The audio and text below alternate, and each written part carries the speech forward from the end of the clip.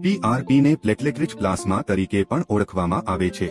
આ એક સારવાર પદ્ધતિ છે જે તમારા શરીરની પોતાની જ જીવવિજ્ઞાનિક શક્તિનો ઉપયોગ કરીને સારવાર અને સાજા થવાની પ્રક્રિયાને ઝડપી બનાવે છે। આ સારવારમાં નુકસાન પામેલા ટિશ્યુમાં સીધા જ વધુ માત્રામાં ગ્રોથ ફેક્ટર્સ પહોંચાડવામાં આવે છે। આ ગ્રોથ ફેક્ટર્સ શરીરને સંકેત આપે છે કે તે નુકસાન પામેલા ભાગને સુધારવા માટે કાર્ય શરૂ કરે। આ પ્રક્રિયા સોજો ઘટાડે છે અને કોષોને ફરીથી બનેલા અને મજબૂત બનવામાં મદદ કરે છે। પીઆરપીનો ઉપયોગ સામાન્ય રીતે ટેન્ડન ઇન્જરીઝ, લિગમેન્ટ સ્પ્રેન્સ, મસલ સ્ટ્રેન્સ અને આર્થરાઇટિસ જેવી સમસ્યાઓમાં થાય છે, પરંતુ આ સારવારનો અસર તરત જ દેખાતો નથી। મોટા ભાગના દર્દીઓને થોડા અઠવાડિયામાં સુધારો દેખાવા લાગે છે અને થોડા મહિનાઓ સુધી ધીમે ધીમે વધુ સુધારો થાય છે।